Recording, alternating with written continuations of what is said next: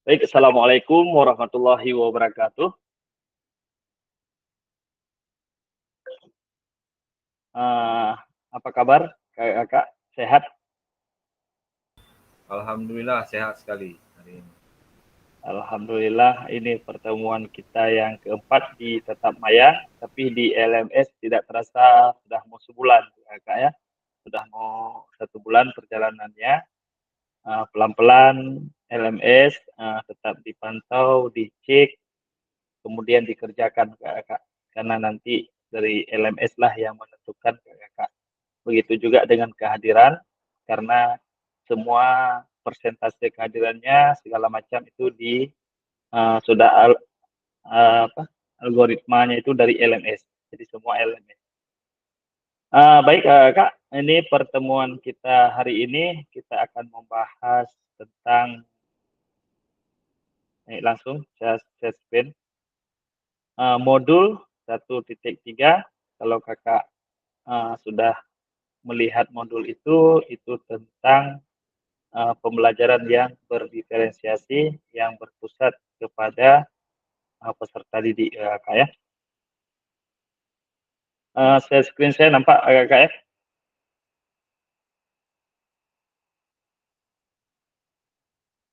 Oke, kita masuk ke modul 1.3, eee, seperti biasa, Kak. Yang pertama menyalakan kamera, mematikan mikrofon, hadir seutuhnya, kemudian menghargai waktu bersama, memaksimalkan fitur chat, kemudian seperti biasa mengangkat tangan atau raise hand ketika mau bertanya atau sebelum bertanya. Kemudian selanjutnya gangguan teknis adalah hal yang wajar. Nah, tujuan dari sesi ini, Kakak, yang pertama memahami konsep pembelajaran PJOK yang berpusat pada peserta didik. Selanjutnya, memahami minat peserta didik sesuai karakteristik bidang jasmani, sosial, emosional, dan mental sesuai usianya. Kemudian menganalisis studi kasus kegiatan pembelajaran PJOK berdiferensiasi. Agenda kita hari ini, 5 menit pertama, yaitu pembukaan, pengingat kesepakatan bersama, pemaparan tujuan sesi, dan penjelasan agenda kegiatan. Kemudian kita masuk ke aktivitas 1, yaitu role play atau bermain peran, pembelajaran yang berpusat pada peserta didik. Kemudian 15, menuliskan peran guru dan peserta didik dalam pembelajaran SDL. Ini di sini di Jamboard, kita tidak pakai Jamboard, nanti kita pakai Padlet. Selanjutnya, aktivitas 2, menelaah berbagai macam karakteristik perkembangan peserta didik dari berbagai jenjang usia. Kemudian 10 menit selanjutnya, mencocokkan tabel karakteristik bidang jasmani, sosial, emosional, mental dengan usia anak. Kemudian 15 menit selanjutnya, aktivitas 3, analisis contoh pembelajaran berdiferensiasi di dalam modul 1.3. 5 menit terakhir, penutup, refleksi, kemudian seperti biasa ada foto bersama. Nah, pertama, Kak, bagaimana praktik pembelajaran PJOK yang berpusat pada peserta didik? Nah, ini pertanyaan pertama kita, Kak. Bagaimana praktik pembelajaran PJOK yang berpusat pada peserta didik? Kakak-kakak, sebelumnya kira-kira uh, sudah ada nggak di bayangannya itu pembelajaran yang berpusat pada peserta didik itu seperti apa? Nah, apa yang menandakannya?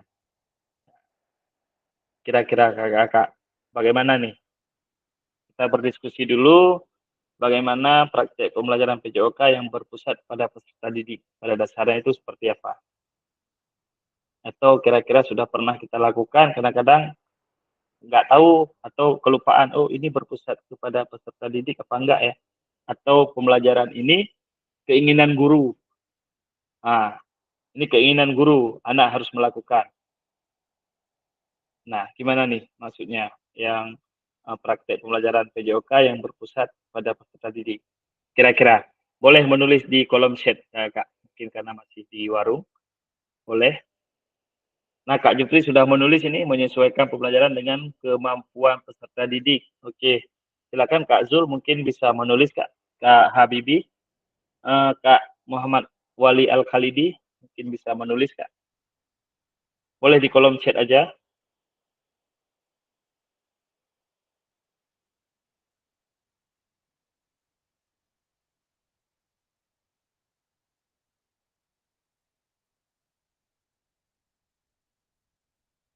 Pembelajaran yang lebih aktif terhadap peserta didik. Oke, terima kasih Kak Wali juga sudah menulis. Kak Habibi boleh menulis Kak di kolom chat aja, biar mudah karena kita nggak ramai Kak.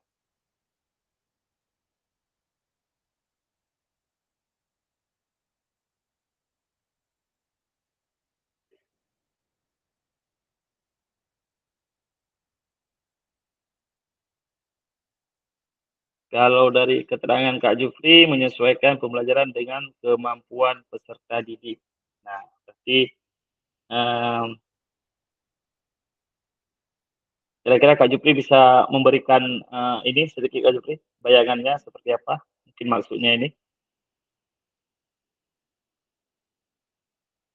Boleh open mic Kak Jupri? Assalamualaikum warahmatullahi wabarakatuh. Waalaikumsalam warahmatullahi wabarakatuh. Salam olahraga, tetap semangat kawan-kawan semua mengikuti PKG PJOK gelombang 2. Yang maksudnya menyesuaikan pembelajaran dengan kemampuan peserta didik, kita memberi materi pelajaran ataupun praktek ya, dengan tujuan yang sama tapi membeda tingkat kesulitannya. Contoh misalnya kita memberi materi sepak bola pada kelompok yang kemampuan awalnya kurang, kita memberikan passing yang sederhana, contoh misalnya secara berpasangan. Di kelompok yang lebih kemampuannya, kita berikan variasi passing yang lain, contoh misalnya kelompok berempat, passing secara bervariasi, tidak berpasangan, boleh dalam permainan atau tingkat kesulitan yang lainnya. Mungkin begitu Kak Jakir, sekedar. Baik, terima kasih Kak Jupri. Sangat mudah kita pahami apa yang dimaksud oleh Kak Jupri tadi. Pembelajaran dengan kemampuan peserta didik. Jadi contohnya yang berbeda ya, melihat kemampuan anak-anak, baru materinya diberikan sesuai dengan kemampuan anak-anak. Jadi tidak dipaksakan anak A harus sama dengan anak B, tidak. Mungkin itu ya Kak Jupri. Terima kasih Kak Jupri tadi. Mungkin ada selanjutnya yang mau memberikan tanggapannya secara langsung, Kak Zulfikar mungkin.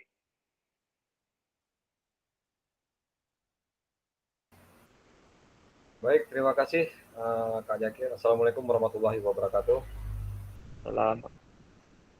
Sedikit saya memberi tanggapan tentang bagaimana praktek pendidikan PJOK yang berpusat pada peserta didik, gitu. Apa yang menandakannya. Nah, di sini saya coba tadi di kolom chat saya menuliskan menyesuaikan pembelajaran lebih fokus lagi untuk peserta didik yang mencapai tujuan pembelajaran. Artinya kita memberi satu materi yang mudah, yang bisa dia untuk berfokus kepada pembelajaran tersebut. Contoh seperti Kak Jufri bilang tentang permainan bola besar melalui sepak bola, memberikan sebuah contoh passing kepada peserta didik sama rata, artinya tidak membedakan mana peserta didik yang passingnya lebih sempurna dan mana peserta didik passingnya yang kurang sempurna. Jadi kita akan memberikan lebih fokus lagi kepada siswa-siswi kita untuk melakukan teknik passing yang lebih akurat lagi. Itu mungkin dari saya. Terima kasih. Assalamualaikum warahmatullahi wabarakatuh. Waalaikumsalam warahmatullahi wabarakatuh. Terima kasih Kak Zulfikar juga sudah memberikan penjelasan sedikit tentang bagaimana praktik pelajaran PJOK yang berpusat kepada peserta didik. Mungkin ada tambahan lagi dari Muhammad Wali, mungkin Kak Wali mau memberikan tanggapan sedikit bagaimana yang dimaksud dengan pembelajaran berpusat pada peserta didik? Ya, terima kasih buat fasil kita, yaitu Pak apa ya, saya lupa namanya, Pak Muzakir ya. Iya, iya. Nah, jadi sebelum untuk kita mulai pembelajaran, pastikan kita melakukan asesmen awal terlebih dahulu. Nah, jadi setelah kita melakukan asesmen awal, kita mengetahui tingkat kesulitan yang dialami oleh peserta didik. Nah, disitulah kita melakukan pemetaan ya untuk peserta didik kita, yang mana kita sudah mengetahui misal dalam senam lantai ya, yaitu tentang roll depan dan juga roll belakang. Nah, di situ kita bisa mengetahui ada anak yang sudah bisa dan anak yang belum bisa untuk guling depan. Nah, jadi kita melakukan pemetaan dengan cara memisahkan anak yang sudah bisa dan juga anak yang belum bisa. Nah, seperti yang Bapak Zulfikar bilang tadi, anak-anak yang sudah bisa itu kita pisahkan, bisa itu kita lebih fokuskan kembali dan juga kita melakukan pengulangan yang lebih banyak agar terbiasa dengan gerakan tersebut dan bisa untuk mengikuti perkembangan anak seperti yang sudah bisa. Nah, kemudian bagi anak yang sudah bisa itu kita lakukan ke tahapan selanjutnya yaitu untuk gerakan yang selanjutnya yaitu guling ke belakang. Nah, seperti itu tanggapan dari saya. Terima kasih. Baik, terima kasih Kak Wali yang sudah memberikan tanggapannya. Bagus Kak Wali ini, sepertinya Kak Wali juga sudah melihat beberapa modul yang ada pembahasannya ya. Karena nanti juga kita akan masuk ke bagian asesmen ke depannya. Nah, jadi ke depannya di materi ini juga kita akan masuk ke situ sedikit. Betul tadi kita akan melakukan asesmen awal di dalam pembelajaran supaya kita mengetahui bagaimana peserta didik kita, kemudian kita bisa menyesuaikan bagaimana anak-anak kita itu dengan kemampuannya yang berbeda-beda, kita bisa membantu mereka tetap dalam memberikan pembelajaran. Ya, kita lanjut dulu. Terima kasih ya. Sebelum menjawab pertanyaan, nah ini ada beberapa hal yang mungkin terjadi di kelas kita. Apakah saat ini kita lebih banyak suara fluid sebagai perintah gerak daripada suara guru saat pembelajaran? Kemudian, apakah saat pembelajaran semua gerakan peserta didik harus sesuai dengan perintah atau komando guru? Nah, ini maksud dari yang sudah kita bahas tadi, ini sudah dijabarkan. Nah, apakah saat ini kita lebih banyak suara fluid sebagai perintah gerak daripada suara guru saat pembelajaran? Nah, artinya apakah selama ini anak-anak itu banyak komando dari kita atau kita yang mengarahkan mereka dari A sampai Z? Nah, kemudian selanjutnya ada lagi, apakah saat pembelajaran semua gerakan peserta didik harus sesuai dengan perintah atau komando guru? Nah, itu mungkin dikasih contoh supaya bagaimana kita menjalankan pembelajaran yang berdiferensiasi. Coba kita lihat slide selanjutnya. Nah, ini ada kata pakar. Coba kita dengar kata pakar karena ini ada videonya. Boleh coba sama-sama kita dengar. And we know from all the research that when students are empowered to make decisions, they thrive. And thriving means they learn more, they enjoy the lesson more, they are more willing to participate, and they're more willing to take that learning and transfer it into their lives. So everything that we know about student-centered learning is really positive. We know that it's hard. You know, we do know that it's different and that it can be challenging and maybe scary if it's not an approach that you're used to, but the benefits are worth it. We know that the outcome is really positive. And so hopefully today what I can do is provide opportunities for you to take that first step if it's something new or something scary for you, or places that you can look for more opportunities to invite students into the decision-making process.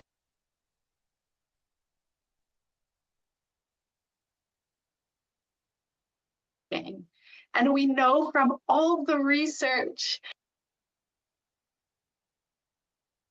Nah, Kak, tadi kalau menurut penelitian di situ dijabarkan bahwa pembelajaran yang bisa kita manfaatkan dengan berpusat kepada peserta didik sesuai dengan kemauan peserta didik, itu katanya menurut riset kan penelitian ya, itu lebih bagus, lebih enak untuk dijalankan.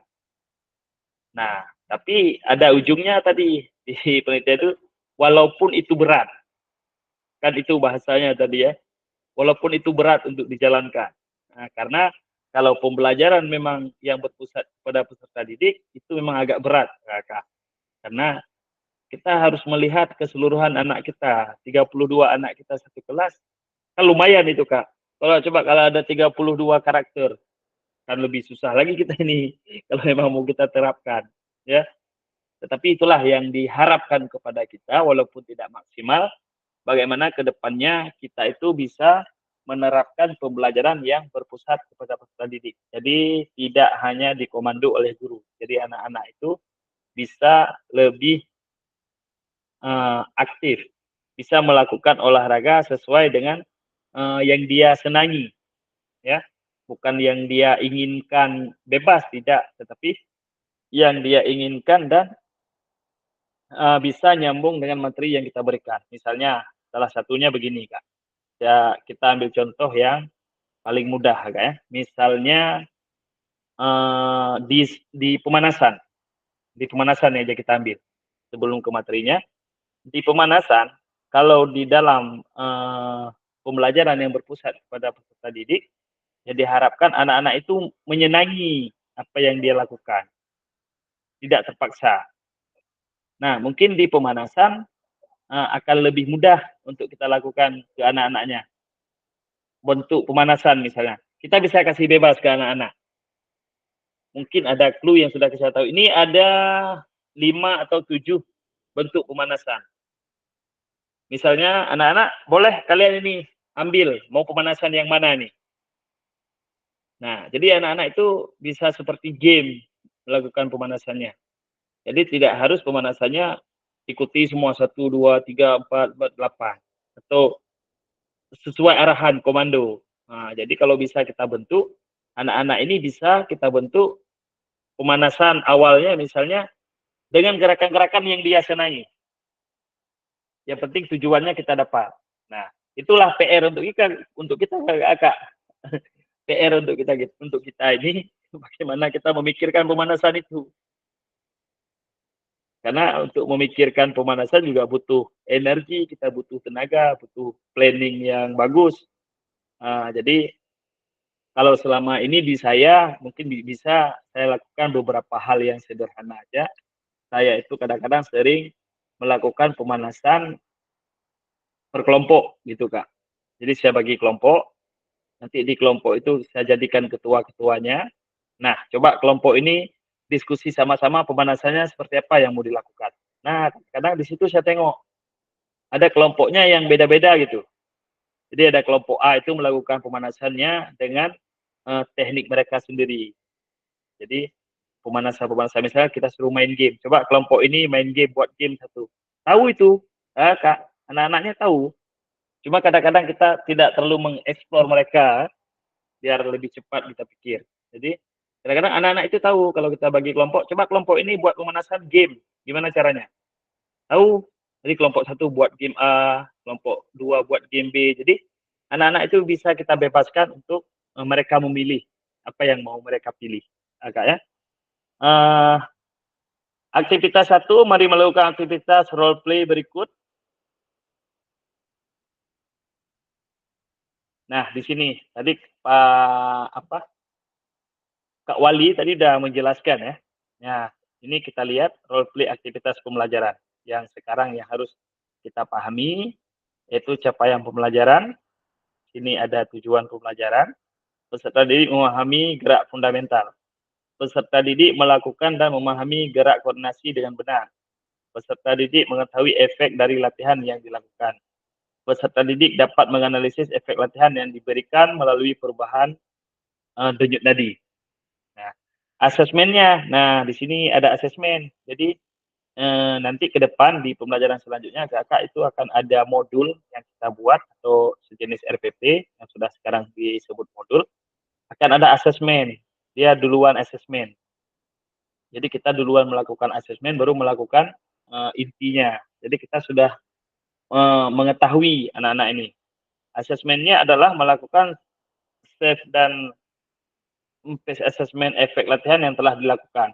Nah, ini jika kita buat bentuk latihan. Kemudian melakukan analisis efek latihan yang diberikan melalui perubahan denyut nadi. Nah, ini bentuk kalau misalnya itu latihan. Nah, aktivitas pembelajaran, latihan gerak koordinasi.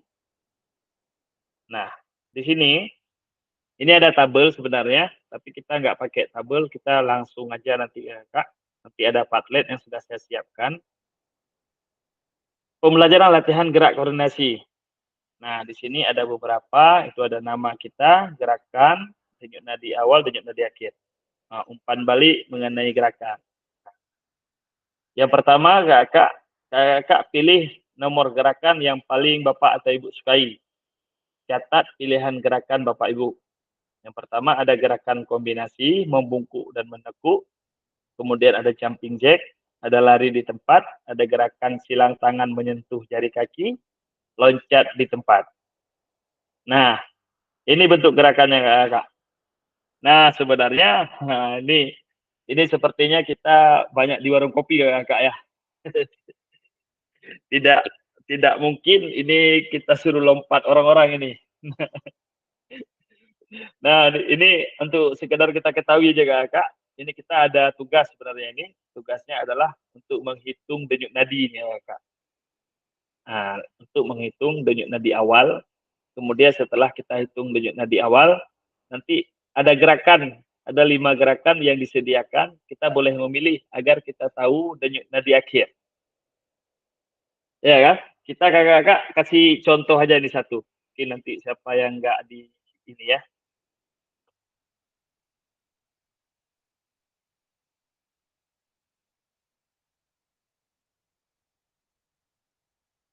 Oke kakak-kakak, sebelumnya coba biar nanti bisa ditulis di Padlet ya kakak ya. Jadi kakak-kakak sekarang kita sama-sama menghitung denyut nadi awal kakak. Gerakannya nanti kalau memang nggak bisa dilakukan ini, ya kira-kira aja lah. Seandainya gerakan ini saya lakukan, mungkin ada Pak Habibie nanti. Pak Habibie jadi sampel untuk kami lah.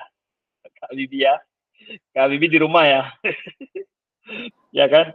Ya, Kak Habibie. boleh tuh Kak Habibie. Ya, Kak. Memang cocok jadi model. Jadi sampel aja karena Kak Habibie di rumah ya. Kak Saiful di mana Kak kita nih? Kak, karena kita ada tugas menghitung denyut nadi, mari sama-sama Kak, kita pegangan dulu, kita hitung denyut nadi awal dulu Kak, boleh di tangan seperti biasa, mau di leher, terserah di mana, yang penting bisa menghitung denyut nadi masing-masing ya Kak. Siap-siap Kak, biar nanti bisa kita tulis, kalau ada pulpen nanti boleh dicatat ya, denyut nadi awalnya. Atau kalau sanggup diingat nggak masalah juga, tinggal diingat aja.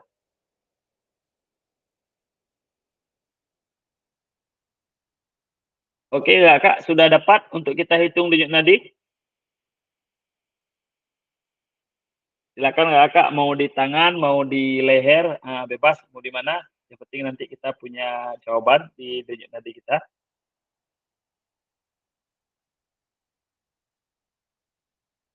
Gimana Kak, bisa kita mulai? Boleh open mic dulu Kak untuk menjawab, biar kita hitung. Ya, berapa menit Kak Jakir? Kita pakai 15 detik aja Pak Jul, biar kita kali 4 aja, biar cepat. Oke. Ya, lanjut. Oke ya, sudah siap Kak ya? Oke, 1, 2, 3, dimulai ya Kak.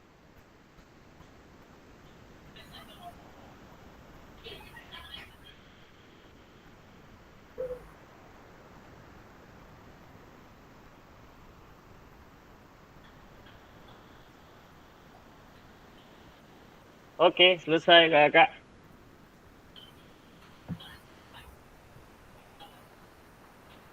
Silakan kakak mencatat denyut nadi sendiri kakak. Dikali 4 aja. Berarti kita kali 4, jumlah tadi kita kali 4 aja.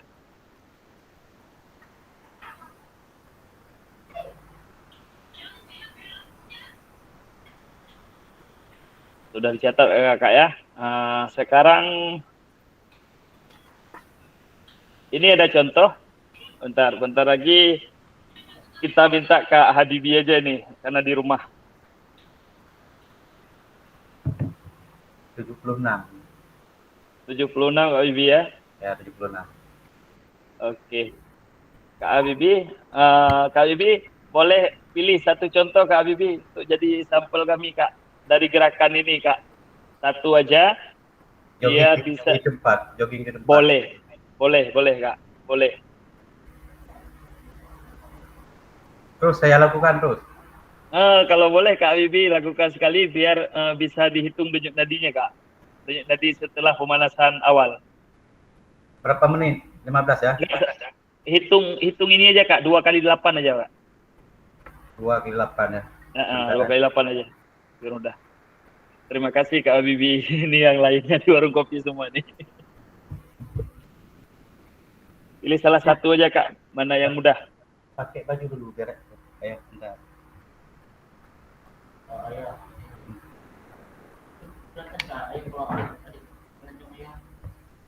Ini teman-teman yang lain boleh memilih satu gerakan mungkin yang kira-kira bisa dilakukan. Seandainya ini saya lakukan, kira-kira denyut nadi saya berapa akan jadi? Udah, Dik, pakai baju, jangan nampak itu ya. Pakai baju. Terus saya hitung. Ya, kakak hitung. Sudah, Kak Zul boleh mungkin. Kak Zulfikar sudah melakukannya. Hitung 2 kali 8 aja Kak Zul.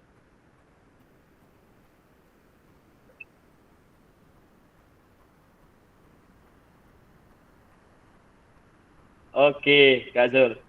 Oke, Kak Zul, kita pegang lagi denyut nadinya Kak Habibie sama Kak Zul kalau sudah, biar terhitung denyut nadi setelah melakukan gerakan, Kak. Udah. Sudah, Kak? Udah. Oke, Kak Zul. 24 kali 4 dah. 96 saya. Iya. Dari tadi Kak Habibie dari 76. 74 tadi. 76 ya, 76 jadi 96. Jadi 96. Berarti ada peningkatan denyut nadi setelah melakukannya. Kak Zulfikar, Kak Habibie sudah ada nih. Pakai baju dulu. Layar dapat. Kak Zulfikar, boleh menghitung Kak sampai 15. Sudah saya hitung. Awalnya awal 90. Awalnya 96 setelah dikali 4. Iya. Ke selanjutnya. Setelah melakukan aktivitas 150, Kak. 100? 150. 150, Kak ya. Ini kakak, saya rasa cara menghitung denyut nadi sudah pada paham ya. 220 kurangi umur, kemudian lihat nanti hasilnya berapa dapat. Ya. Ini kakak sebagai contoh, misalnya kita mau melakukan latihan awal dengan anak-anak di sekolah. Ini contoh aja dikasih ke kita. Untuk melakukan latihan awal mungkin salah satunya, bukan ini saja ya. Mungkin ini dikasih contoh yang paling mudah. Salah satunya anak-anak bisa kita minta untuk menghitung denyut nadi misalnya. Nah, anak-anak kita bisa kita minta menghitung denyut nadinya. Nah, kemudian kita sediakan tadi bentuk-bentuk gerakannya. Nah, bentuk-bentuk gerakan dia kita sediakan untuk anak-anak melakukan. Nah, bahkan kalau di sini hitung denyut nada akhir, catat. Kemudian apakah semua sudah bergantian melakukan gerakan dan observasi? Nah, ini diharapkan kepada anak-anak kita, mereka itu juga terlibat di dalam pemanasan. Jadi jangan hanya guru yang fokus terlibat, anak-anak melakukan, jangan. Kita juga bisa melakukan dengan observasi dengan anak-anak. Jadi untuk menghitung denyut nadi, tidak mesti kita sendiri yang hitung. kita bisa bagi anak-anak. Misalnya kelompok ini menghitung kelompok ini, misalnya 4 orang. Jadi mereka bergantian, mereka juga sambil belajar cara menghitungnya. Jadi kita mengajarkan mereka, tapi mereka juga betul-betul belajar menjadi seseorang yang bisa melakukan jika kita tidak ada, anak-anak itu bisa melakukan. Nah, selanjutnya, mari melakukan umpan balik. Nah, umpan balik ini, kalau di sini untuk pasangannya. Sekarang kita begini umpan baliknya. Kak Zulfikar, kira-kira kalau saya minta umpan balik, apa yang bisa diberikan umpan balik dari denyut nadi awal sehingga denyut nadi akhir? Kira-kira apa, Kak Jul, yang terjadi di situ, Kak Zulfikar? Baik, terima kasih Kak Zakir. Nah, denyut nadi awal adalah sebelum kita melakukan gerakan pemanasan yang menandakan nadi kita masih normal, belum bekerja seutuhnya. Kalau setelah melakukan pemanasan, denyut nadi kita kan naik. Artinya umpan baliknya ada mengalami peningkatan energi yang kita paksakan sebenarnya. Itu yang setahu saya. Terima kasih. Oke. Ada yang mau berpendapat? Satu lagi boleh mungkin? Kira-kira tentang gerakan, kira-kira gerakan tadi dari denyut nadi awal hingga denyut nadi akhir, kira-kira bagaimana kita bisa definisikan tentang apa yang sudah kita lakukan sehingga kita dapat denyut nadi akhir. Kak Habibie mungkin mau memberikan pendapat, Kak?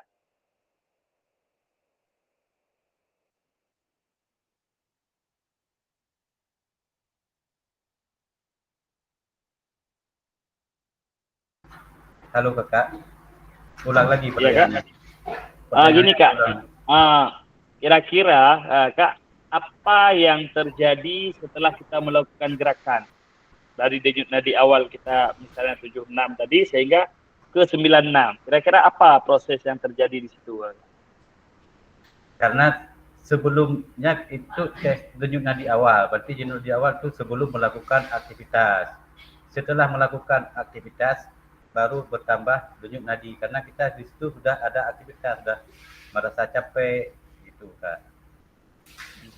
Ada rasa merasa aktivitas kita udah berjalan, udah ada gerakan. Itu Kak Zakir. Terima kasih Kak Habibie, Kak Azul. Berarti dari sini bisa kita tengok, berarti ada peningkatan aktivitas yang kita lakukan, ya, sehingga denyut nadi itu meningkat. Nah, semakin berat aktivitas yang akan kita lakukan, kemungkinan denyut nadinya juga akan semakin kencang, Kak. Baik, terima kasih Kak yang sudah memberikan umpan baliknya. Kemudian selanjutnya ya Kak, bagaimana cara kita melihat apakah latihan yang dilakukan sudah benar? Nah, adakah efek yang Ibu rasakan dari latihan yang telah dilakukan? Ini maksudnya yang tadi ya Kak. Makanya seharusnya tadi kita ini bisa melakukan semua. Tapi nggak apa-apa, sudah ada perwakilan dari 2 teman kita. Nah, ada pertanyaan selanjutnya. Bagaimana cara kita melihat apakah latihan yang kita lakukan sudah benar? Maksudnya gerakan tadi. Nah, selanjutnya, adakah efek yang Bapak Ibu rasakan dari latihan yang telah dilakukan? Nah, ada efek ya. Efeknya tadi terjadi peningkatan denyut nadi kita. Jadi ada latihan yang kita lakukan meningkatnya denyut nadi kita. Berarti ada kegiatan yang kita lakukan setelah denyut nadi awal. Efek tersebut mengidentifikasi apa ya? Nah, ini maksudnya tadi, apa yang kita rasakan tadi. Sehingga bisa terjadi denyut nadi yang meningkat. Selanjutnya, menurut Bapak Ibu, apakah yang mempengaruhi denyut nadi Bapak Ibu sebelum dan setelah latihan?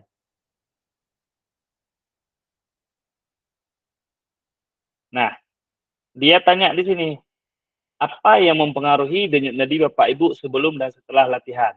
Nah, kita bahkan Kak Zulfikar sama Kak Iwi sudah menjawab tadi ya. Jadi ini yang mempengaruhi denyut nadi. Nah, kalau sebelum latihan kita masih normal denyut nadi tadi. Kemudian setelah latihan berarti denyut nadinya kita bertambah. Jelas tadi bertambah dari 2 yang sudah kita contohkan. Kemudian terima kasih sudah melakukan role play. Mari kita analisis bersama proses pembelajarannya. Nah, menurut Bapak Ibu, apakah aktivitas yang dilakukan cukup menggambarkan pembelajaran PBJOK yang berpusat pada peserta didik? Nah, Bapak Ibu, bentar lagi Bapak Ibu akan menjawabnya di link. Sementara Bapak Ibu, saya inikan dulu.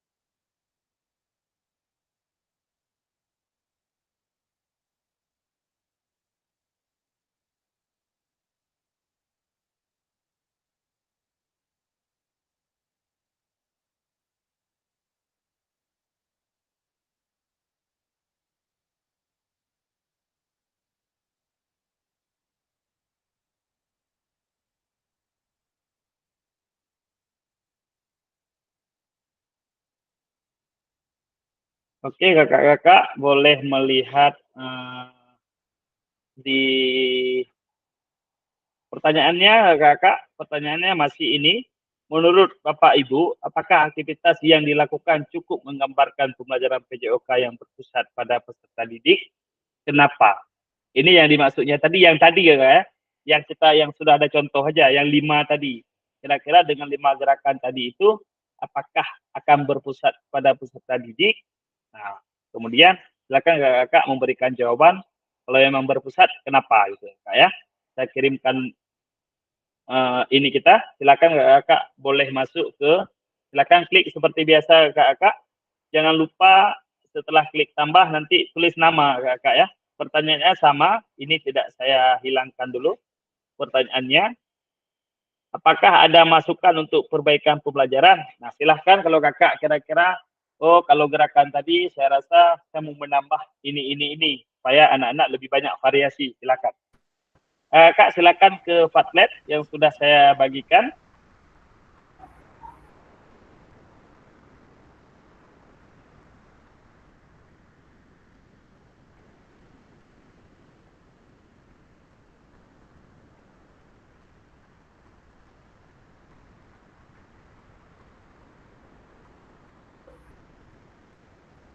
Silakan kakak ke sana ya.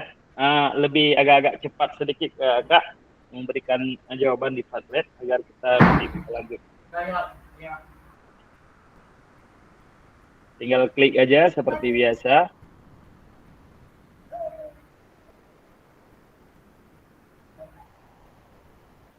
Awas adik.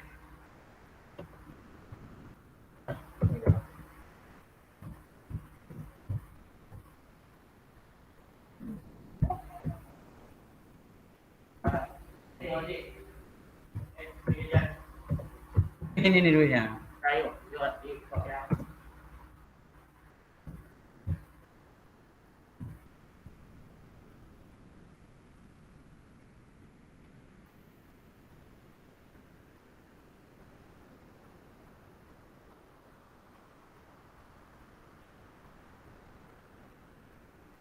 Oke kakak, silakan ke Padlet ya kakak. Pertanyaannya juga sudah saya bikin kembali di Padlet sana.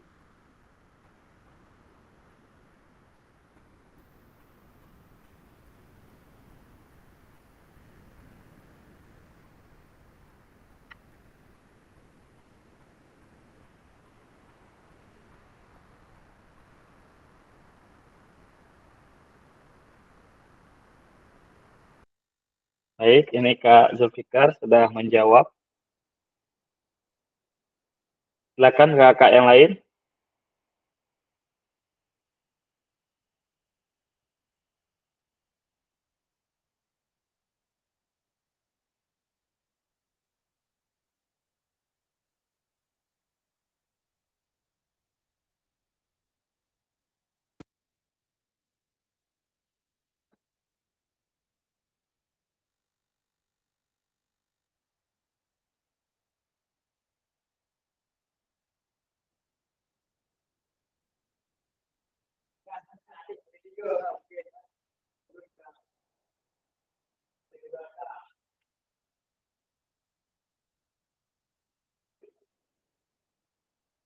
Kak Arif bisa menulis di Padlet, Kak Arif mungkin?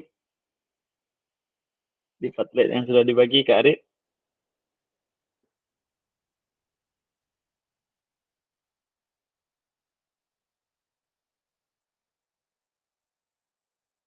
Ya, silakan kakak yang lain.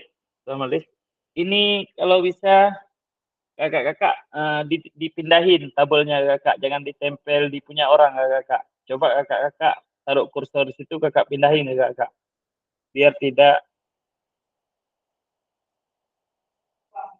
dipindahin ya kak, biar nggak nempel di atas punya orang. Seperti biasa kakak.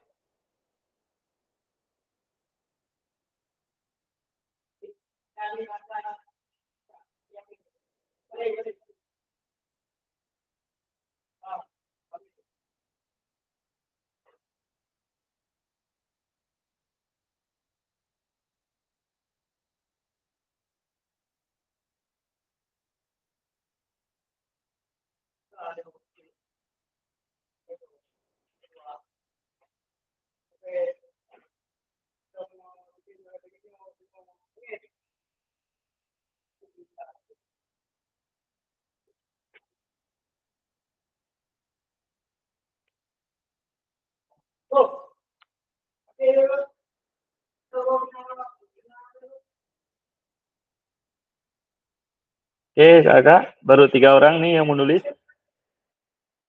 Mau menulis lagi mungkin.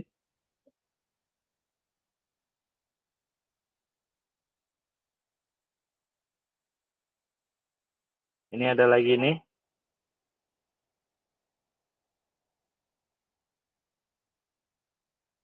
Pemanasan sebelum olahraga agar dapat menghindari terjadinya risiko cedera pada peserta didik.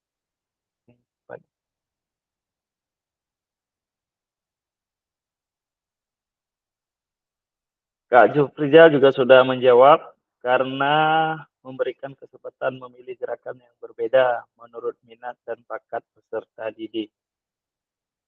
Kemudian Kak Zulfikar, ia sangat mengabarkan tentang PJOK karena siswa-siswi lebih mudah melakukan gerakan pemanasan, apalagi di tingkat satuan pendidikan dasar.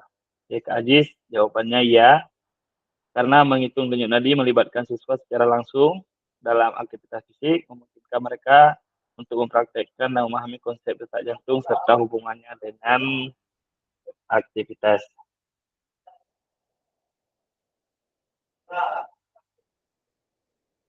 Oke, Kak Wali juga sudah menjawab. Mungkin ada beberapa lagi yang mau menjawab di sini. Tadi Kak Ari juga sudah menjawab di sana ya tadi.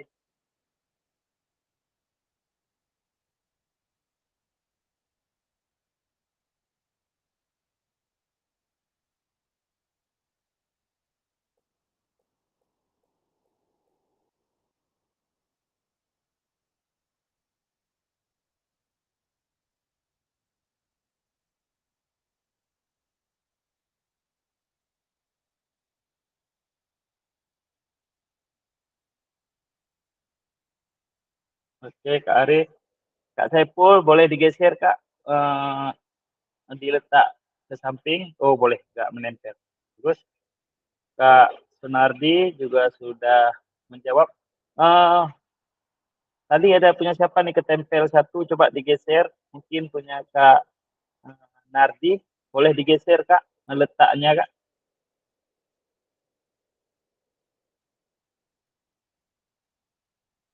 Ada yang digeser, oh ada nampak nih ada yang geser. Khalidi udah digeser.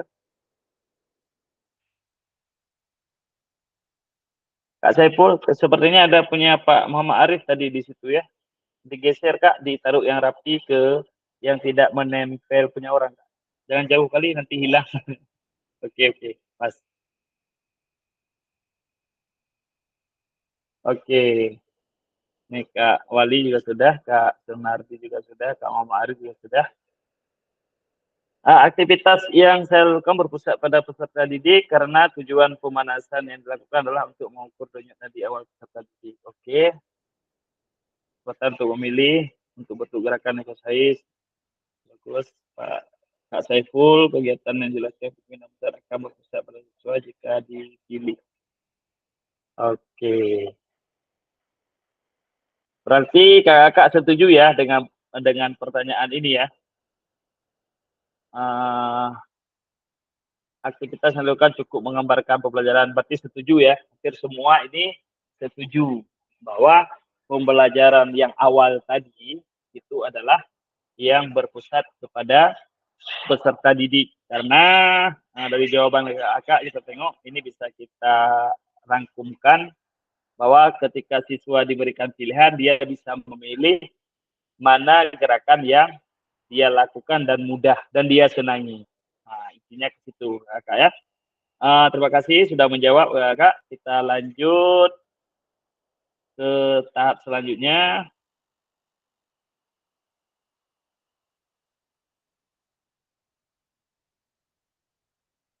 Selanjutnya, Kak, tuliskan peran guru dan peserta didik dalam aktivitas yang telah dilakukan. Dan berikan pendapat, Kak. Ini maksudnya peran guru dan peserta didik dalam aktivitas yang telah dilakukan. Ini pertanyaannya, apa peran kita guru dan peserta didik ketika ada gerakan tadi? Karena di pembahasan tadi itu ada kelompok, ada mereka saling observasi.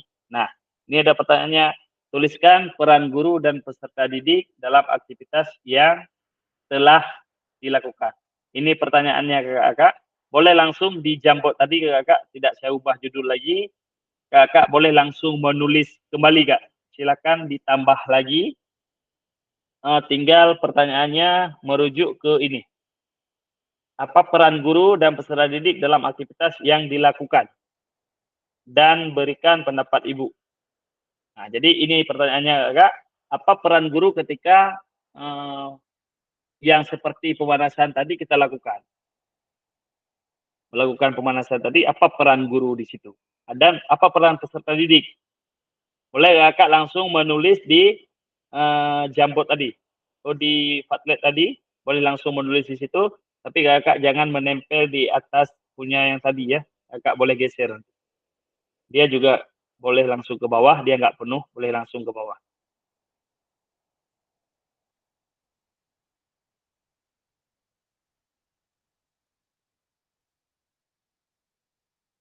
Silakan kakak menulis sekali lagi.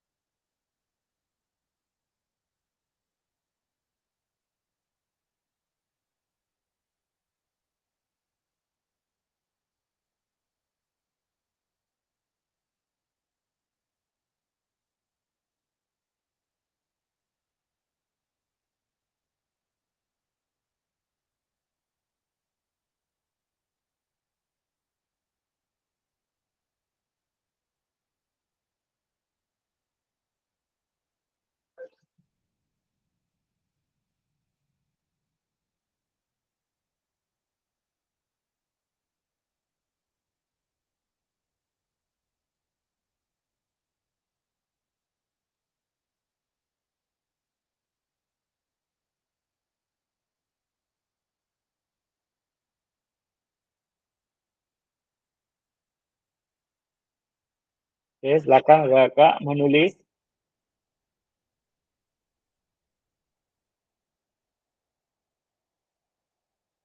Boleh langsung ke Jamboard tadi kakak, tinggal tambah aja.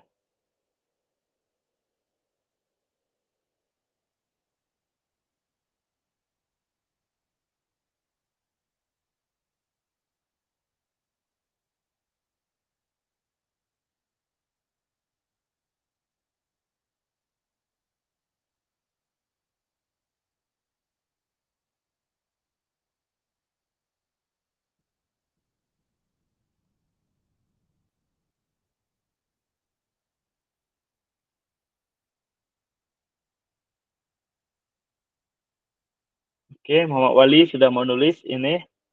Peran guru adalah menjadi fasilitator bagi peserta didik dan peran peserta didik adalah melakukan gerakan sesuai dengan kemampuan masing-masing. Oke, bagus.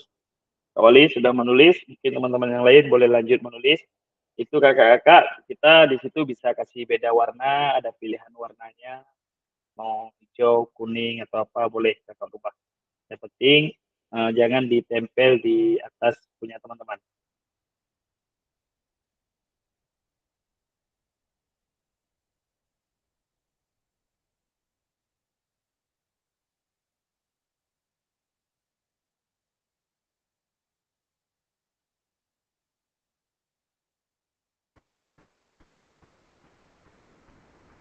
Oke, Kak Zulfikar juga sudah menulis.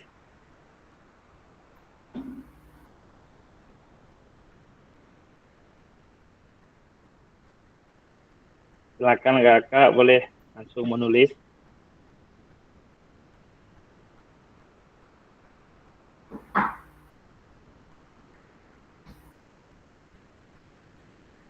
Hai, hidung.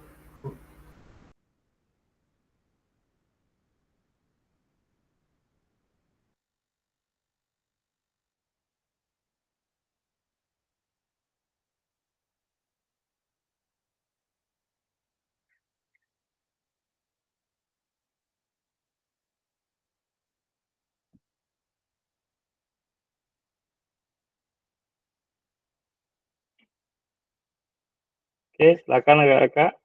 Masih menunggu ini.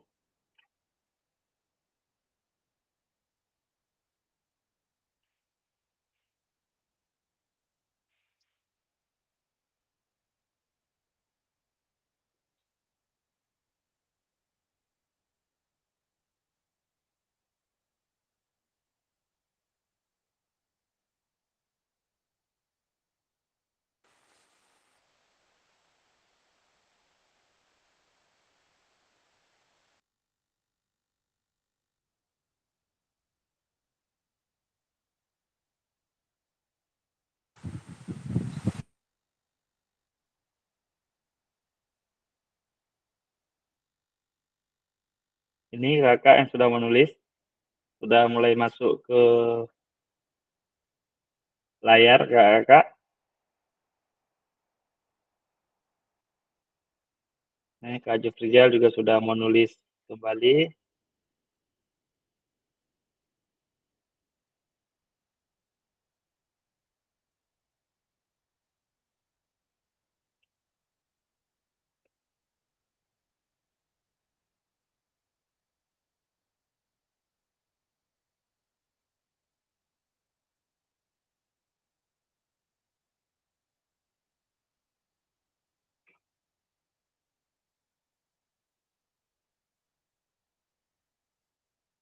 Oke, Kak Marif juga sudah masuk menulis kembali.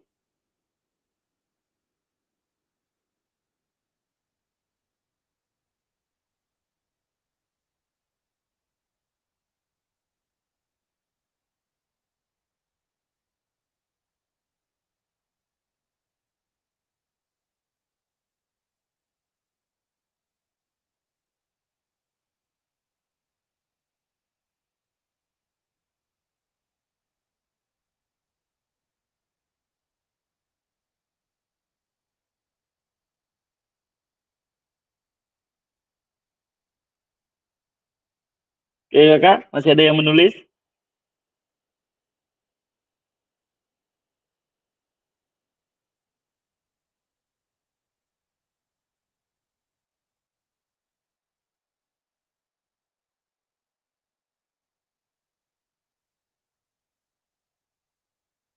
Kak Aziz juga sudah menulis kembali.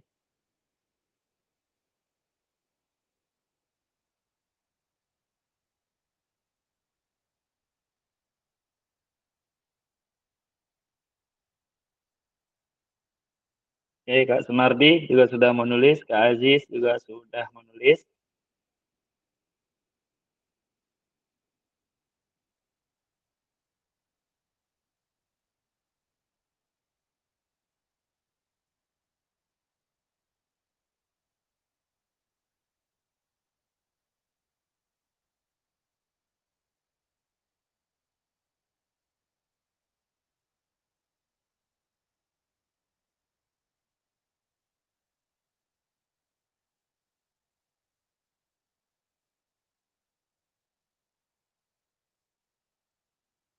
Oke, Kak Saiful, Kak Zeti juga sudah masuk. Ini sudah saya susun, coba saya susun rapi.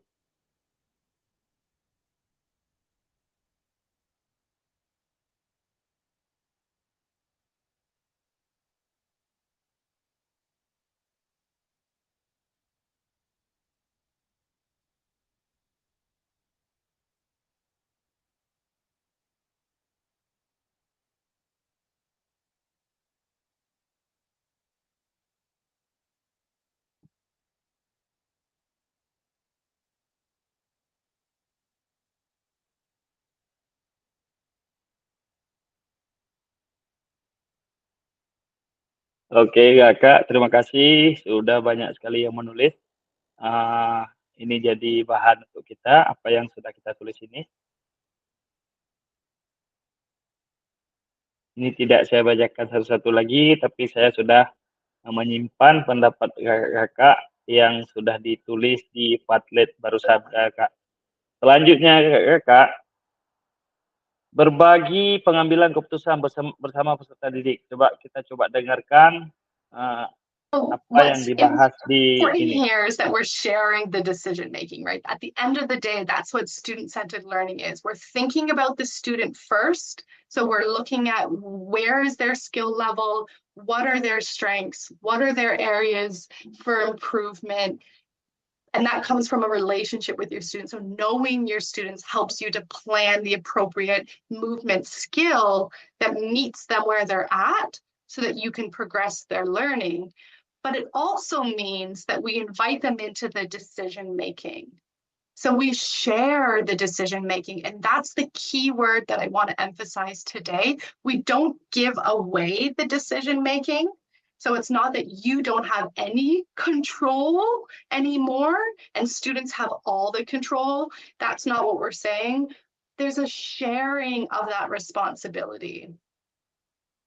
And we can share decisions around who, what, where, when, how.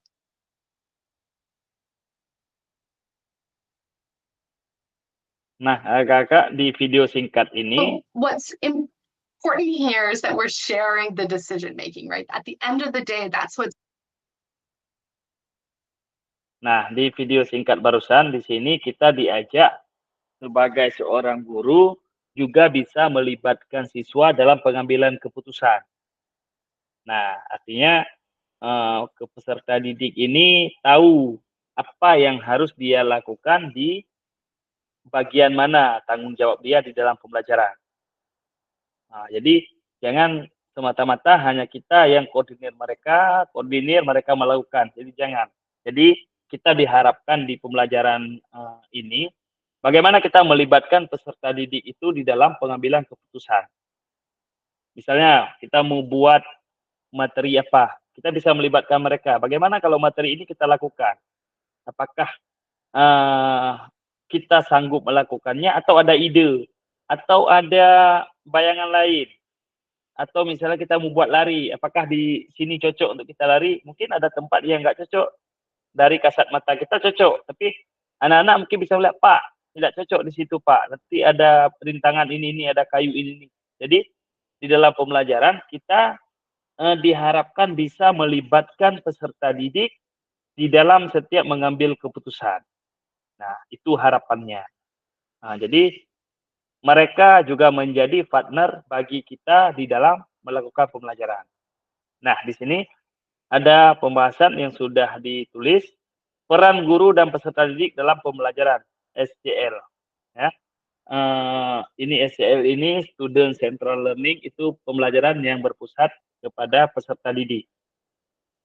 Nah, di sini coba dibahas ada dua peran, yaitu peran guru dan peran peserta didik. Nah, peran guru di sini bertindak sebagai fasilitator dalam proses pembelajaran. Nah, peran peserta didik aktif dalam proses pembelajaran dengan memberikan gagasan, saran, dan kritik. Nah, ini yang diharapkan tadi. Jadi, antara guru dengan peserta didik itu saling terlibat di dalam sebuah pembelajaran. Kemudian peran guru apalagi mengkaji kompetensi mata pelajaran yang harus dikuasai murid pada akhir pembelajaran. Nah, sedangkan peran peserta didik berpartisipasi dalam merumuskan, mengembangkan, dan memproses materi pembelajaran. Nah, jadi anak-anak ini bisa mengeksplor sendiri tentang materi apa yang akan kita berikan. Nah, jadi jangan hanya seolah-olah hanya mereka dapatkan materinya dari guru, tetapi mereka bisa mendapatkan materi dari bagaimana mereka bisa mengembangkan sebuah materi itu. Kemudian merancang strategi dan lingkungan pembelajaran yang dapat menyediakan beragam pengalaman belajar. Murid mengkaji kompetensi dan strategi pembelajaran yang ditawarkan oleh guru. Nah, ketika seorang guru memberikan, misalnya dikasih bola, ini bola basket.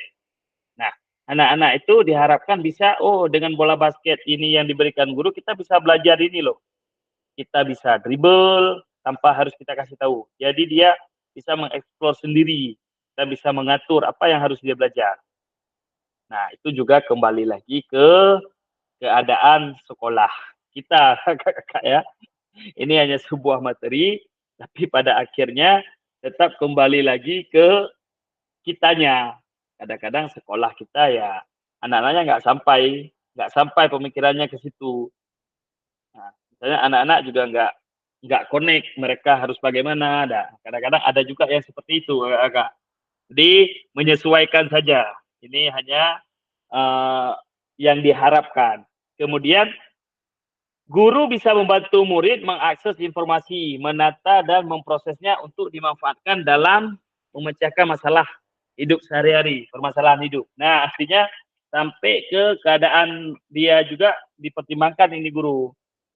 Membuat rencana pembelajaran untuk mata pelajaran yang diikuti. Nah, anak-anak diharapkan bisa berperan dalam pembelajaran yang apa yang akan dia ikuti itu anak-anak diharap berperan. Jadi jangan seolah anak-anak ini hanya mengikuti saja, tapi mereka ambil peran untuk mengembangkan pelajaran tersebut. Kemudian peran guru selanjutnya mengidentifikasi dan menentukan pola penilaian hasil belajar yang relevan dengan kompetensi yang akan diukur. Nah, belajar secara aktif dalam kelompok maupun individu dengan cara mendengar, membaca, menulis, diskusi, pemecahan masalah, serta terlibat dalam kegiatan berpikir tingkat tinggi serta analisis. Ini agak berat kayaknya di sekolah-sekolah kita ini. Tapi inilah harapan pemerintah bagaimana peserta didik itu bisa terlibat dalam sebuah pembelajaran. Jadi antara kita guru dengan peserta didik itu bisa saling terlibat di dalam pembelajaran yang akan kita berikan. Jadi tidak berpusat kepada kita saja. Selanjutnya, kakak-kakak, kemudian dalam SCL ini guru akan berperan sebagai fasilitator. Nah, ini jelas ya dalam proses belajar. Peserta didik akan dilatih untuk memiliki tanggung jawab atas kegiatan belajarnya dengan panduan guru sebagai fasilitator agar materi, kegiatan, dan pengukuran pembelajaran masih dalam koridor capaian pembelajaran yang diharapkan. Dalam hal ini, guru dapat mendorong perkembangan peserta didik karena guru bukan satu-satunya sumber belajar. Nah, di sini tugas kita guru juga diharapkan bisa mendorong perkembangan peserta didik. Nah, karena bukan hanya dari kita contohnya. Misalnya mendorong dia bisa untuk belajar di luar sekolah, melakukan kegiatan sekolah, berlanjutnya pulang ke rumah. Jadi misalnya dia latihan kebugaran, jadi jangan hanya pas pelajaran aja. Jadi bisa dibawa ke dalam kehidupan sehari-hari dia. Nah, di dalam perkembangan murid kita tersebut. Selanjutnya, nah di sini ada jenis-jenis pembelajaran student centered learning, apa yang pernah ibu bapak praktikkan dalam pembelajaran. Nah, kak, mungkin ini nggak asing lagi ya ke guru-guru PJOK tuh nggak asing ini. Nah, ada small group discussion, ada role play, simulation, ada discovery learning. Jadi ada 9 yang ditawarkan jenis-jenis pembelajaran yang berpusat kepada peserta didik. Nah, kira-kira kakak, dari ini kakak bisa lihat di modul ya. Di modul ini ada penjelasannya semua. Nah, di modul kita ini 9 pembelajaran ini yang berpusat peserta didik sudah ada penjelasannya semua, kakak. Nah, kira-kira kakak minimal di antara 9 ini ada yang bisa kakak praktekkan ke siswa ke depannya. Nah, jadi semua jenis-jenis ini adalah masuk ke dalam ranah yang berpusat kepada peserta didik kita. Nah, boleh juga sebentar lagi kita coba share ini ya, Kak. Coba saya share ini, semoga bisa.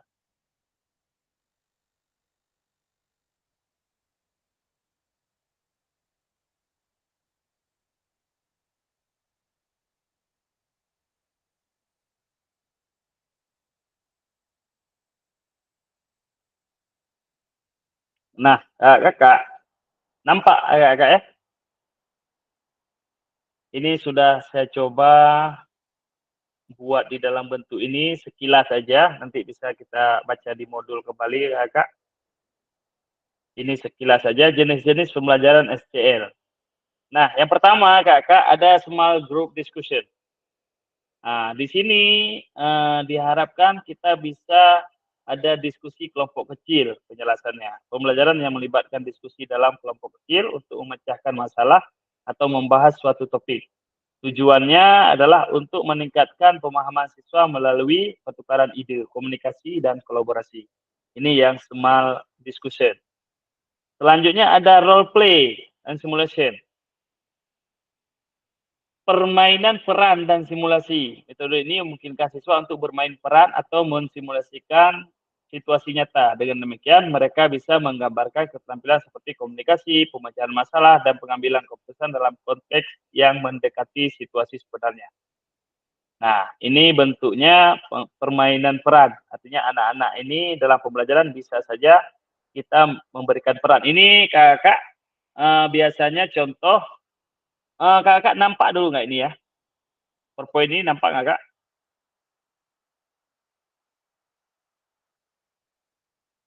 Halo?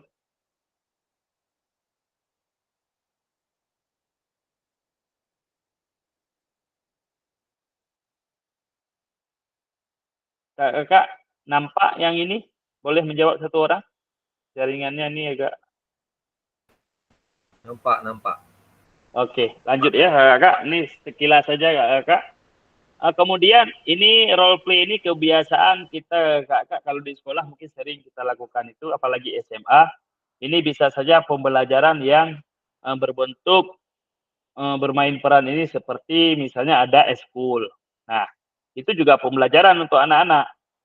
Jadi mereka bisa jadi panitia, bisa jadi petugas. Jadi kita bisa berbagi peran dengan anak-anak.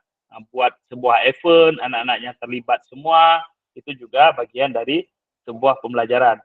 Selanjutnya, discovery learning. Metode ini menekankan pada keterlibatan aktif siswa dalam menemukan konsep atau pengetahuan baru. Nah, siswa didorong untuk melakukan eksplorasi dan investigasi secara mandiri sehingga mereka bisa membangun pemahaman mereka sendiri berdasarkan pengalaman belajar langsung. Nah, ini biasa kalau nggak tahu juga saya nih ya, apakah teman-teman sering melakukan, biasa kalau guru-guru lain itu misalnya ada pelajaran IPA tentang pohon, misalnya pohon apa. Bisa saja mereka kasih tugas untuk mencari apa saja yang ada di pohon itu. Di kita olahraga mungkin bisa juga ini ada pelajaran bola voli. Coba kira-kira di bola voli itu ada passing. Kira-kira passingnya apa saja. Nah, bisa saja anak-anak mencari apa saja yang ada di dalam passing tersebut. Ya, contoh simpelnya Kak. Kemudian selanjutnya self-directed learning, pembelajaran mandiri, pembelajaran yang menuntut siswa untuk secara mandiri mengatur proses belajarnya. Nah, jadi anak-anak ini diharapkan secara mandiri untuk bisa mengatur pembelajaran. Selanjutnya cooperative learning, pembelajaran di mana siswa bekerja sama dalam kelompok-kelompok kecil untuk mencapai tujuan bersama. Setiap anggota kelompok bertanggung jawab atas keberhasilan kelompok dan keberhasilan individu pembelajaran. Selanjutnya contextual learning, pendekatan pembelajaran yang mengaitkan materi pembelajaran dengan situasi dunia nyata, sehingga siswa bisa memahami relevansi pengetahuan yang mereka pelajari dengan kehidupan sehari-hari. Kemudian ada PBL, problem. Metode pembelajaran di mana siswa mempelajari suatu konsep atau topik melalui penyelesaian masalah yang relevan. Nah, bersifat kompleks, siswa bekerja secara mandiri atau berkelompok untuk menganalisis, merumuskan dan menemukan solusi atas masalah. Ini pembelajaran berbentuk masalah. Kemudian selanjutnya collaborative learning. Nah, mirip dengan pembelajaran kooperatif, namun lebih menekankan pada kolaborasi antara siswa untuk menyelesaikan tugas-tugas masalah. Siswa bekerjasama dengan berbagai pengetahuan dan keterampilan untuk mencapai tujuan bersama. Kemudian terakhir project. Ini berbentuk sebagai pusat kegiatan belajar. Siswa bekerjasama dalam waktu tertentu untuk menyelesaikan project yang menantang dan bermakna di mana mereka menerapkan pengetahuan. Nah, terima kasih. Kakak, ini sekilas saja. Nanti kakak bisa lihat di modul, itu masih di modulnya. Kakak, kalau kakak membaca itu di modul semua ada, Kak, ya. Itu hanya sekilas saja. Nah, Kak, di pembelajaran ini adalah jenis-jenis pembelajaran yang berpusat kepada peserta didik. Nah, kakak boleh memilih mana-mana yang kira-kira mudah. Apalagi kalau misalnya project. Kalau project ini bisa juga kita berikan kepada anak-anak. Misalnya kalau di desa-desa macam di saya ini, kita bisa kasih project ke anak. Bagaimana caranya bisa membuat lembing di dalam pembelajaran olahraga. Ini ada lembing aslinya, bagaimana kita bisa menciptakan lembing walaupun bukan aslinya. Nah, bisa saja anak-anak di sini itu membuat dari bambu, kakak. Nah, jadi di dalam pembelajaran lempar lembing, kita bisa memberikan pembelajaran kepada mereka berbentuk proyek. Apa yang mereka harus lakukan. Nah, kakak. Oke, kakak, selanjutnya aktivitas 2, karakteristik perkembangan peserta didik. Nah, ini kakak mohon kakak mendownload modulnya, kakak, ya, di LMS. Kita sudah ada modul untuk pembelajaran ini, modulnya sudah lengkap, kakak. Jadi kita dituntut di sini bisa memahami karakteristik dan minat anak, baik jasmani, sosial, emosional, mental. Ya, walaupun mungkin tidak semua bisa kita handle, tapi minimal adalah sedikit-sedikit yang bisa kita pahami karakter anak di dalam pelajaran olahraga khususnya. Nah, baik itu untuk sekolah menengah atas, PAUD, SD, sekolah menengah pertama, jadi menyesuaikan dengan keadaan peserta didik kita, kakak. Nah, itu diharapkan kepada kita supaya bisa memahami karakteristik dan minat siswa. Nah, kakak-kakak, cocokkan karakteristik berikut, manakah bidang dan usia yang sesuai, kakak. Nah, boleh kakak untuk buka mic, kira-kira kalau bidangnya ini boleh dibaca dulu karakteristiknya. Kakak masih dengar suara saya nggak ya? Ini sepertinya baterai saya lemot. Oke. Ini kakak ada pertanyaan, cocokkan karakteristik berikut, manakah bidang dan usia yang sesuai. Nah, berjalan, berlari, merangkak, memanjat, melompat, menendang, menarik, melempar, dan memukul bola. Kira-kira bidangnya apa ini? Usia anak berapa kalau ini bidangnya? Boleh kakak lihat-lihat. Kemudian, boleh Pak Jo, silakan. Kalau yang berjalan, berlari, merangkak, memanjat, melompat, menendang, menarik, melempar, dan memukul bola itu 0 sampai 2 tahun. Jasmani. Jasmani nih Kak Jo ya? Bidang jasmani. Ya, bidang jasmani di usia 0 sampai 2 tahun. Usia 3 sampai 4 tahun. Sorry. 3 sampai 4 tahun. 4 ya. Oke, tidak, kita ini dulu. Kemudian selanjutnya anak-anak pada usia ini mulai mengembangkan rasa diri mereka sendiri dan belajar untuk memahami perasaan orang lain. Mereka juga mulai belajar untuk bergaul dengan teman sebaya mereka. Ini masuk ke mana nih, Kak? Kak Jupri, kira-kira masuk ke mana ini? Yang poin kedua ini.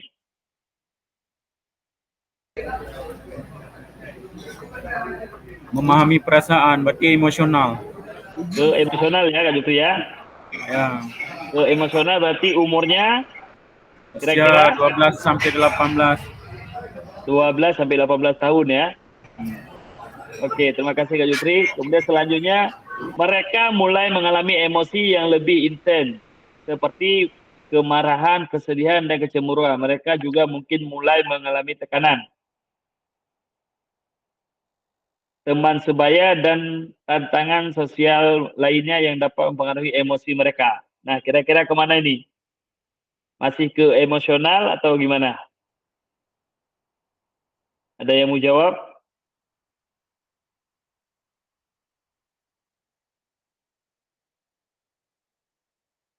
Kak Ajis mungkin mau jawab?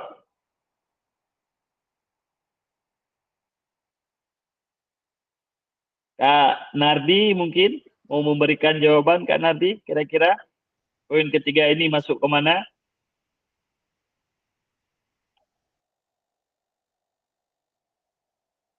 Kemudian keempat, anak-anak mulai belajar untuk memahami dan mengelola emosi mereka, serta untuk bernegosiasi dan menyelesaikan konflik. Nah, ini Itu Kak, Kemana? mental Kak. Mental, Ke mental. usia 12, ya. Poin mana nih Usia Kak? Poin 12 sampai 18 tahun. yang poin 3, poin 4. Poin 4. Poin 4 ya, poin 4 mental ya. Ya, mental. Oke, Kak, terima kasih sudah menjawab. Coba kita lihat yang sudah tersedia di sini masuk ke mana dia. Berikut karakteristik. Nah, ini kok bidang ini ditulisnya. Bidang. Nah, pertama Kakak, ini yang poin pertama ini masuk ke jasmani. Nah, dia masuk ke jasmani, kemudian poin kedua ini masuk ke sosial, poin ketiga masuk emosional, poin keempat masuk mental.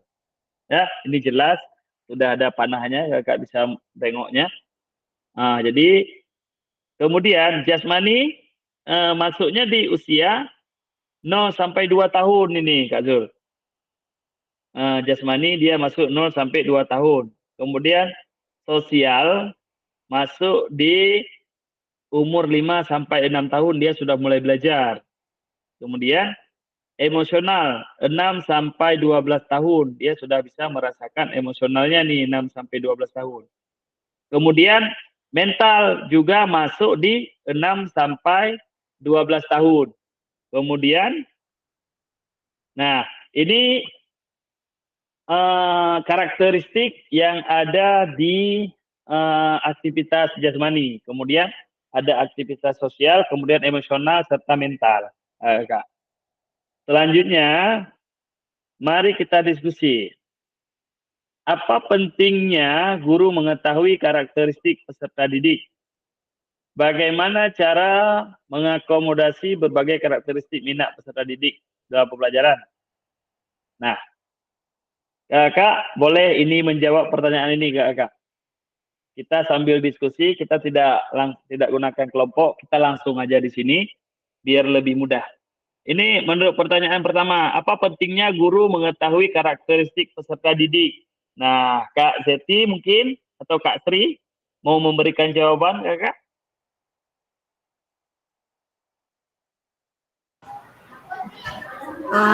Untuk yang pertama, pentingnya guru mengetahui karakteristik peserta didik atau agar kita bisa pada saat melakukan pembelajaran, jadi kita mengetahui bagaimana cara menghadapi siswa tersebut, karena karakter anak, apalagi anak SD, ada yang cepat marah, ada yang sedikit-sedikit menangis, ada sedikit nggak mau bergaul dengan kawannya, ada yang sedikit dikatakan temannya nanti sudah marah.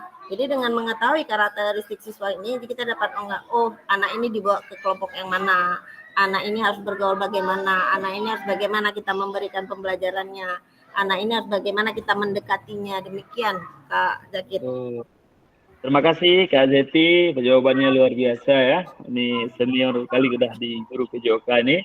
Menurut Kak Zeti tadi sangat penting karakteristik siswa ini supaya kita lebih mudah mengarahkan anak-anak kita ketika pembelajaran. Mungkin ada yang mau menjawab lagi. Terima kasih Kak Zeti. Kak Sri mungkin?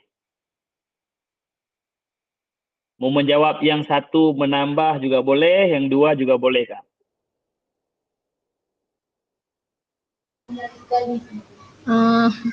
Kak, maaf hari ini karena ngajarnya full, jadi belum terlalu Iya. connect. Oh, oke. Izin sebentar. Mungkin Ini ada karena yang mau jam menjawab? pas sih. Kak Arif mungkin? Kak Arif ada di depan mungkin? Baik, saya coba jawab sedikit tentang Boleh. mengapa kita penting sebagai seorang guru untuk mengetahui karakter peserta didik. Kalau menurut saya memang sangat penting untuk kita mengetahui karakter peserta didik.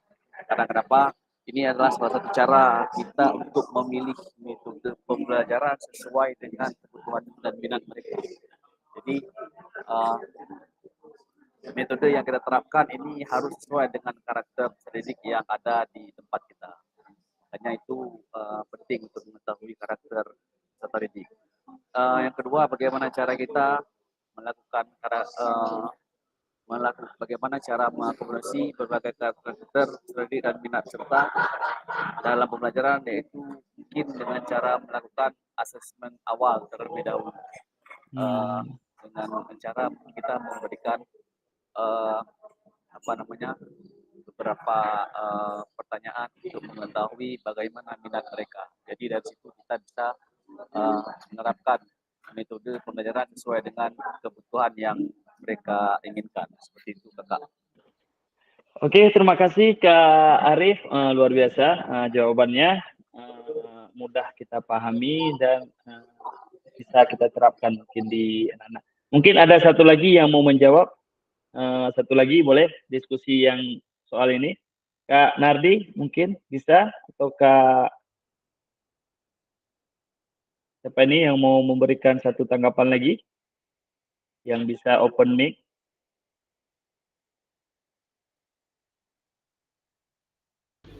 Muhammad Wali boleh Kak? Silakan Kak Wali. Ya, untuk soal nomor 2 ya, untuk diskusi. Iya. Jadi cara mengakomodasi karakteristik dari peserta didik. Jadi saya pernah menangani satu anak. Anak tersebut di sekolah itu cuma mau belajar PJOK saja. Nah, jadi saya melakukan pendekatan dengan anak tersebut dengan cara memanggilnya secara pribadi. Kenapa anak tersebut cuman mau belajar PJOK saja. Nah, jadi setelah jam PJOK dia tidak mau belajar lagi. Nah, setelah ditelusuri, memang anak tersebut berasal dari anak yang broken home. Jadi orang tuanya berpisah sehingga dia terabaikan dari kedekatan antara ibu dan ayahnya. Jadi dia ketika ke sekolah dia hanya mengganggu teman-temannya. Nah, jadi anak-anak ini yang bermasalah ini itu dia tergolong ke anak yang kinestetik. Jadi harus belajar secara gerakan. Jadi memang harus di luar kelas. Seperti itu. Makanya dia menyukai olahraga. Nah, jadi setelah saya lihat anak tersebut, jadi memang dalam kejadian seperti ini bukan salahnya anak sebenarnya yang saya lihat. Mungkin latar belakang dari anak tersebut ya sudah tidak baik ya, jadi terpengaruhi dari latar belakang lingkungan keluarga sehingga terbawa ke sekolah. Nah, kemudian anak ini tergolong pintar dalam pembelajaran, dia aktif, cuman mungkin pendekatan dari guru lain ya yang mungkin masih belum tepat ya kepada anak tersebut, sehingga anak tersebut malas untuk untuk belajar ya, terutama misal pelajaran di kelas. Nah, jadi yang saya tangkap dari poin yang pengalaman bermakna yang bisa saya dapat dari anak ini, kita sebagai seorang guru harus bisa menjadi orang yang diinginkan oleh peserta didik. Nah, dengan cara yaitu mendekati peserta didik dengan cara emosional dan juga empati terhadap peserta didik tersebut. Nah, dan juga untuk minat ya. Nah, untuk minat ini kita bisa mudah ya untuk mengetahui minat siswa, yaitu dengan cara asesmen awal. Nah, untuk asesmen awal saya selalu tanyakan kepada peserta didik di awal pembelajaran, awal semester, tuliskan olahraga yang kalian sukai dan kalian selalu lakukan ya setelahnya ya di luar sekolah. Nah, jadi anak-anak tulis boleh lebih dari satu. Jadi anak-anak bisa ekspresikan tentang olahraga yang mereka sukai ataupun hobi yang mereka sukai. Nah, dari situ untuk pedoman awal ya, sebagai seorang guru dapat melihat minat. Kemudian seiring berjalan waktu kita juga bisa melihat minat anak-anak dalam pembelajaran. Misal ketika semester 1 itu pembelajarannya tentang bola besar, ada sepak bola, bola voli, bola basket. Nah, nanti kita bisa lihat anak-anak cenderungnya ke arah mana. Nanti bisa untuk kita pilih beberapa anak untuk bisa masuk ke dalam kategori lomba yang diperlombakan di O2ASN. Seperti itu yang bisa saya berikan tanggapan. Terima kasih.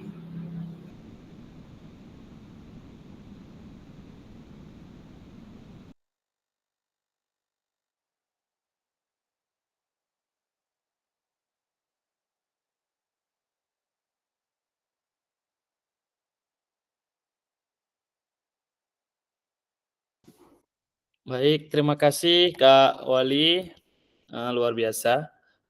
Pengalaman ya, pengalaman juga, inilah pengalaman adalah guru ya.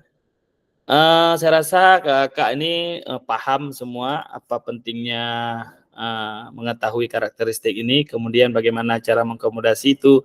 Ada 3 teman-teman tadi sudah menjelaskan bagaimana caranya agar bisa kita tahu ini karakteristik anak dan minatnya. Salah satunya Kak Wali tadi sudah menjelaskan dengan asesmen, Kak ya.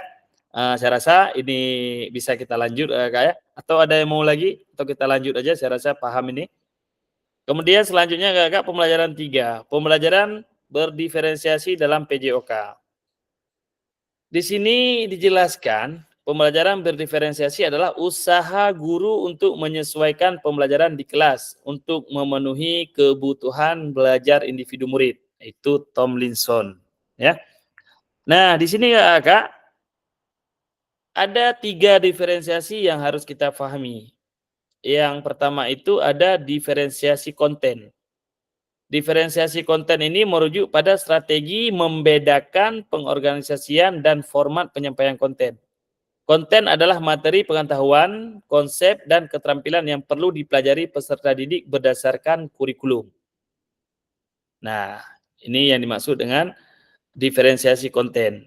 Kemudian selanjutnya diferensiasi proses, merujuk pada strategi membedakan proses yang harus dijalani oleh peserta didik yang dapat memungkinkan mereka untuk berlatih dan memahami isi konten.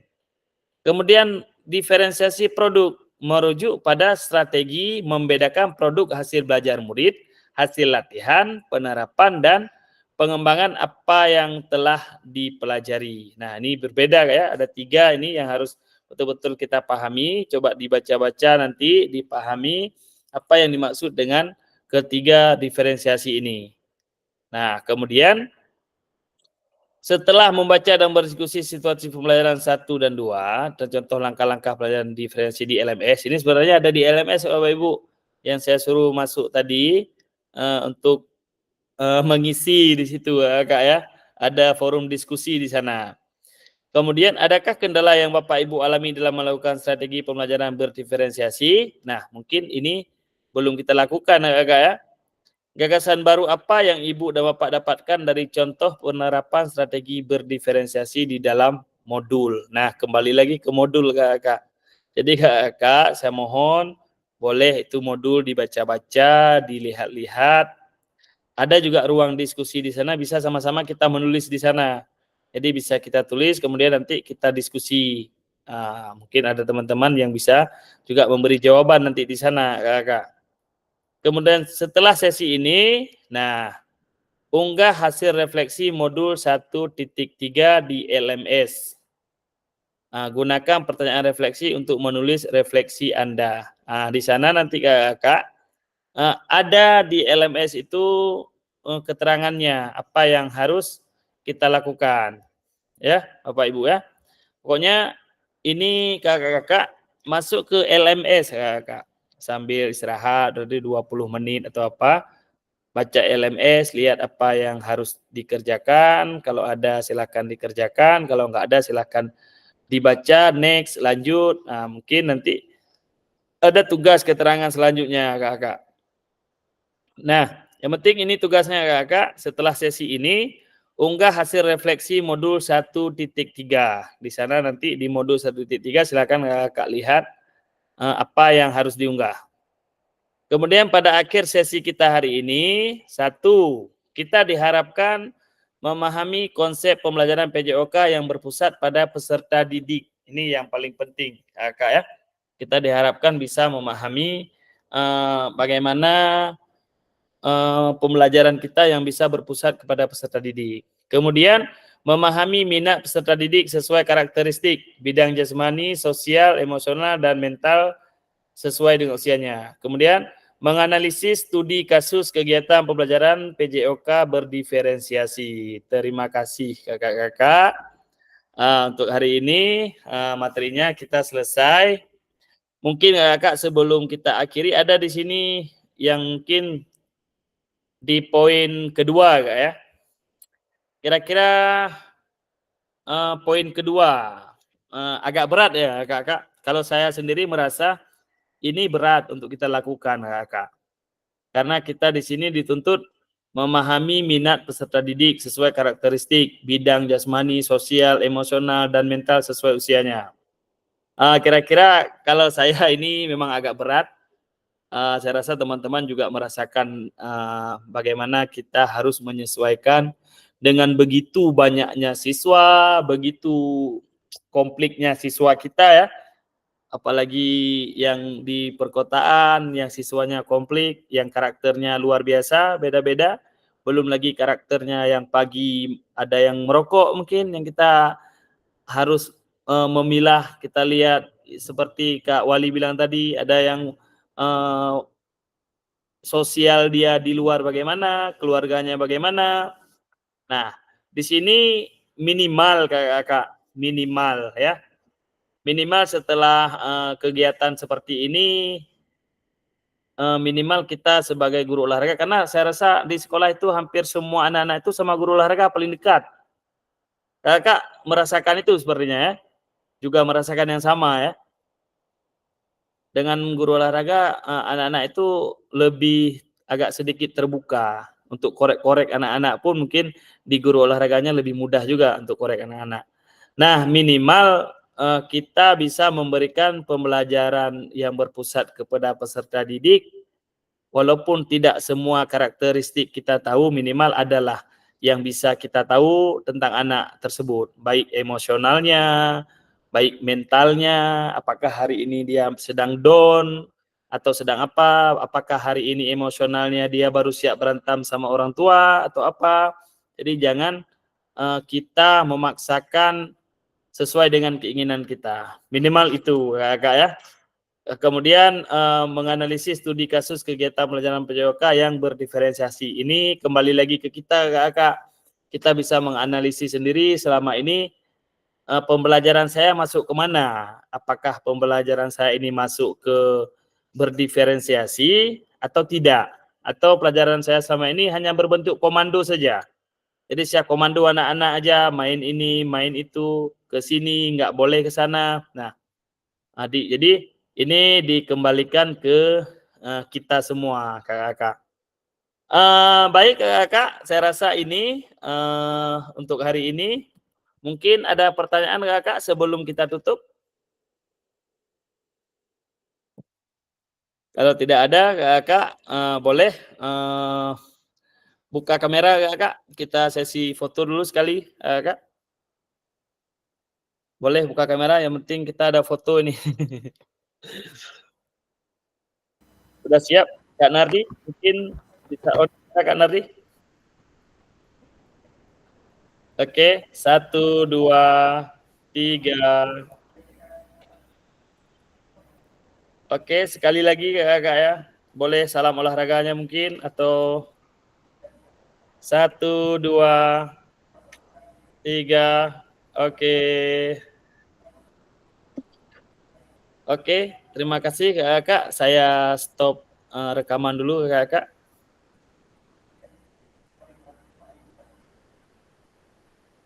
Oke, assalamualaikum warahmatullahi wabarakatuh.